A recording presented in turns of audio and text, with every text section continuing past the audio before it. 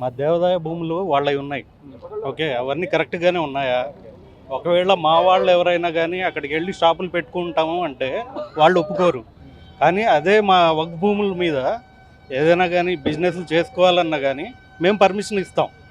ఏది income generate అవుతుంది కదా అని చెప్పేసి, ఏది మన మన మతం గురించి, మన మదర్సాల గురించి, మస్జిదుల గురించి, డెవలప్మెంట్ గురించి మేము ఆలోచిస్తాం. అంతేగాని మత గొడవల గురించి మేము ఆలోచించము. బీజేపీ మాత్రం ప్రయత్నిస్తుంది అదే. వాళ్ళు ఎలక్షన్స్ గురించి గెలవాలని, అన్ని రాష్ట్రాల్లో పాగాలు వేయాలని చెప్పేసి. దీని వెనుక ప్రధాన కారణం ఏమై ఉండొచ్చు అనేది మీ వీళ్ళ మతలబ్ అదే కదా. ఎక్కడైతే ఇప్పుడు బీజేపీ బలగం పెంచుకోవాలి, ప్రతి రాష్ట్రంలోనూ బలగం పెంచుకుని వాళ్ళ ఆధిపత్యాన్ని పెంచుకుని ముస్లింల మీద అణిచివేయాలి అని చెప్పేసి. దీంట్లో కొత్తగా వక్స్ బోర్డు ఎప్పటి నుంచో ఉంది. దీంట్లో కొత్తగా ఏం చేర్చింది ఆ బిల్లు? ఏమీ లేదండి. వాళ్ళు వేలెత్తి చూపిస్తే అందరూ అదే అనుకుంటారుగా, ఇక్కడ ఏదో మతలబు ఉంది అని చెప్పేసి. అంతేగాని ఇంకేం లేదు. మా వక్ఫ్ బోర్డు అనేది పర్ఫెక్ట్గా ఉంది. నిజం చెప్పాలండి, చెప్పేదే ఉంది, అదే తెలుసు. ఇప్పుడు ఆల్రెడీ సుప్రీంకోర్టులో ఇప్పుడు ఎందుకు హోల్డ్ చేసి స్టే నడుస్తుంది కదా, టెంపరీగా అయినా కావచ్చు. ఈ స్టే ఇవ్వక ముందే ఎప్పుడైతే ఈ బిల్ పాస్ చేసుకున్నారో అక్కడ ఆల్రెడీ వాళ్ళు ఈ పనుల మీద ఉన్నారు. ఎక్కడెక్కడైతే వక్ఫ్ భూములు ఉన్నాయి అవన్నీ వాళ్ళు చెక్ చేస్తున్నారు, సర్వే చేయిస్తున్నారు అనమాట. ఎందుకు ఇక్కడ పిటిషన్స్ వేసారు ఆల్రెడీ సుప్రీంకోర్టులో. హీరింగ్కి రాకముందే పిటిషన్స్ వేసారని చెప్పేసి తెలిసినా కూడా వాళ్ళు ఆల్రెడీ యోగి ఆదిత్యనాథ్ వాళ్ళ కలెక్టర్స్కి వాళ్ళకి సర్వే చేయడానికి పర్మిషన్స్ ఇచ్చేశాడు. ఎప్పుడైతే స్టే ఇచ్చిందో సుప్రీంకోర్టు అప్పుడు హోల్డ్లో పెట్టేశారు. కలెక్టర్సే రెడీగా లేరు సర్వే చేయడానికి. ఎందుకంటే సుప్రీంకోర్టు ఇచ్చింది జడ్జిమెంట్ కరెక్ట్ జడ్జిమెంటే. ఫైనల్ జడ్జిమెంట్ కూడా పాజిటివ్గానే వస్తుంది ముస్లిమ్స్కి తగ్గట్టుగా. ఎట్లా ఉండబోతుంది కార్యాచరణ, ఏముండబోతుంది? నిజంగా ముస్లిం పెద్దలు ఏమంటున్నా ఉన్నారు? ఏదేమైనా కానీ వక్ఫ్ బోర్డు మీద గురించి ఏదైనా కానీ తప్పుడు ప్రకటనలు కానీ వీళ్ళ అణిచివేతకి ప్రయత్నించాలని చెప్పేసి చూస్తే కనుక దాని ప్రతిఫలం వాళ్ళు పొందుతారు. ఓకే,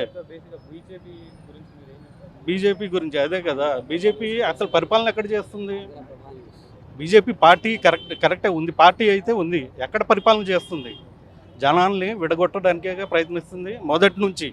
2014 నుంచి కూడా ఈ రోజు వరకు దౌర్జన్యాలు, హిందువులు అని చెప్పేసి, ముస్లింలు అని చెప్పేసి, క్రిస్టియన్లు అని చెప్పేసి ఎంతమందిని చంపేశారు వాళ్ళు. జనాలు అమాయకులే కానీ రెచ్చగొట్టుతున్నారు హిందువులు ముస్లింలు అని చెప్పేసి. అది మానుకుంటే ఏ పార్టీ అయినా కానీ మంచి పార్టీయే. అలా చేయకూడదు. అందరూ ఇండియన్సే కదా. ఫైనల్గా మేము ఇండియాలో పుట్టాం, ఇండియాలోనే ఉంటాం. बोलिए साहब। ये देखो साहब, ये जो अमेंडमेंट का बिल है, हम इसके एग्नेस्ट होने की वजह क्या है बोले तो ఏంటంటే ఇప్పుడు మనకు యాక్చువల్గా డెమోక్రసీ అంటే by the people, for the people, in the people, for the people. So people may be every caste should be in the people also, not only Hindus, Muslims, Sikhs, everybody, any caste. One more thing is secularism. అట్లా దీనిలో వచ్చినప్పుడు మనకి ఏంటంటే ఎవరిని కూడా బాధ పెట్టద్దు. ఇది ఇప్పుడు మీకు బాధ పెడుతున్నారు కాబట్టి మనం దీనికి అగెనిస్ట్ మాట్లాడుతున్నాం. అయితే ఏంటంటే దీనిలో ఎవరు రావద్దు, దీనిలో ఇన్వాల్వ్ ఇట్లాంటి దానిలో క్యాస్ట్ ఫీలింగ్లో రావద్దు. ఇదేంటంటే హిందూ ముస్లిం దీంట్లో మీరు వినండి.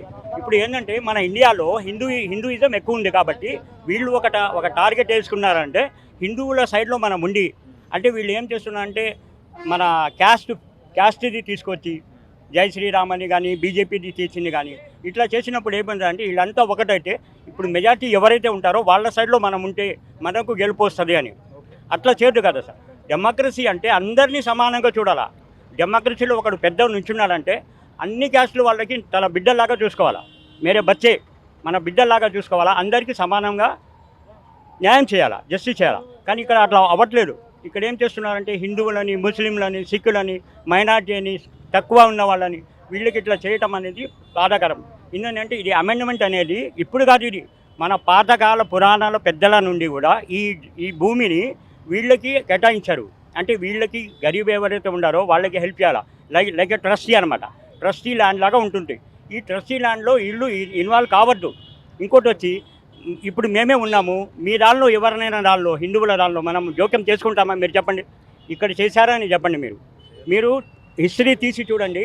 మొఘల్ ఎంపైర్లో కూడా చాలామంది హిందూ ధర్మానికి టెంపుల్స్కి ల్యాండ్ ఇచ్చారు. మీరు సర్వే చేసి చూడండి. నిన్న కూడా నేను చూశాను మీడియాలో.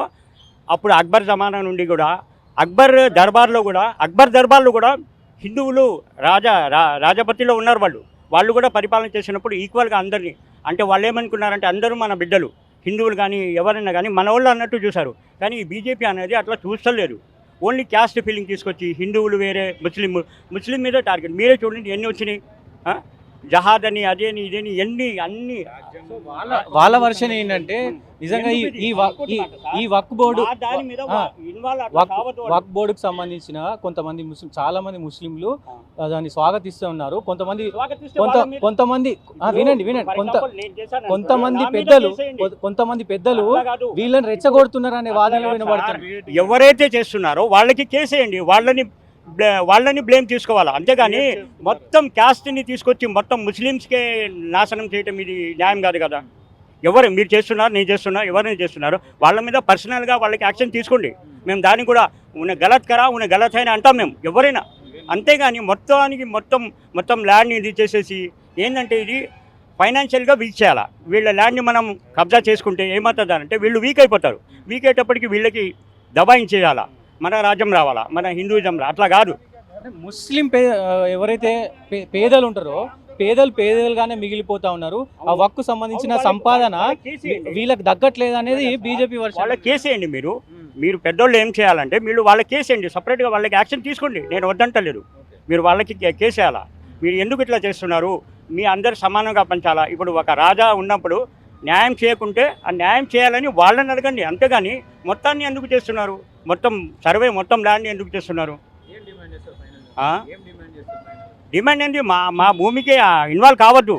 మీరు కావాలంటే కేసేయండి. ఎవరెవరైతే చేస్తున్నారు వాళ్ళకి కేసి వాళ్ళ మీద యాక్షన్ తీసుకోండి.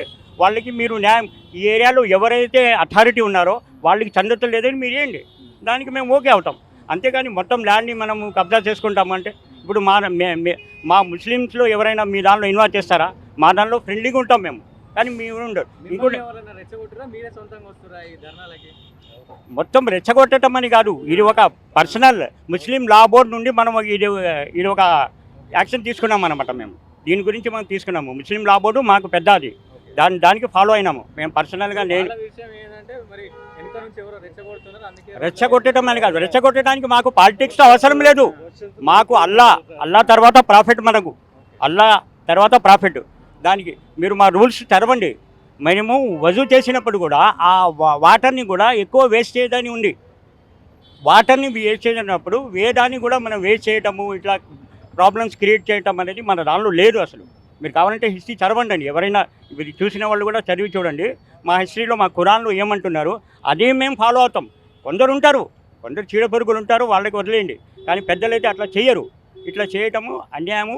దీనికి మీరు పర్సనల్ చేసుకుంటారు. వాళ్ళకి చేసేయాలా అగ్నెస్ట్గా. అంతేగాని అందరినీ తీసుకొని అందరినీ మీరు బ్లేమ్ చేసి అందరినీ ఈ ల్యాండ్ మనం తీసుకుంటాము అని చేయటము ఇది తప్పని. మేము దీనికి అగ్నెస్ట్ ఉంటాము, ఎప్పటికి ఉంటాము. అది రివర్స్ వాపస్ తీసుకునే వరకు మేము ఇట్లానే చేస్తుంటాము. దానికి ఏదైనా కానీ దానికి మేము ఓకే ఉంటాము. 50 మోడీ 10 సంవత్సరాల పైన పరిపాలిస్తున్నారు. రేవంత్ రెడ్డి 16 నెలలు అయింది పరిపాలన. అంటే సార్ ఇప్పుడు తీసేయమనండి. నెక్స్ట్ టైం ఈవీఎం తీసుకుని ఈవీఎంస్ తీసి ఎలక్షన్స్కి రమ్మనండి. ఎవరికి బ్యాలెట్ల మీద రమ్మనండి, పేపర్ బ్యాలెట్ మీద ఎవరు గెలుస్తారో అప్పుడు చూద్దాము. ఓకేనా? ఇప్పుడు ఎలక్షన్ కమిషనర్ ఉన్నారు కదా, ఆయన కూడా న్యాయం చేయాలా. ఆయనకి తెలుసు కదా, ఆయనకి తెలుసు కంటిన్యూగా వస్తున్నారంటే నిజంగా ప్రజల ప్రేమతోనే వస్తున్నారా లేదా అనేది అబ్జర్వేషన్ చేసి దాన్ని బట్టి ఈవీఎం తీసి నార్మల్గా బ్యాలెట్ పేపర్ పెట్టాలా కండిషన్గా. ఆయన ఇప్పుడు మీకు పెద్దగా పెట్టినప్పుడు మీరు దానికి కరెక్ట్ అవుతుందా లేదా అని చూసి దాన్ని బట్టి న్యాయం చేయాలా. మీకు ఎట్లా ఉంది ఇప్పుడు ఈ 16 నెలల పరిపాలన రేవంత్ రెడ్డి? అంత సాటిస్ఫాక్షన్ లేదు, అంత సాటిస్ఫాక్షన్ ఏం లేదు.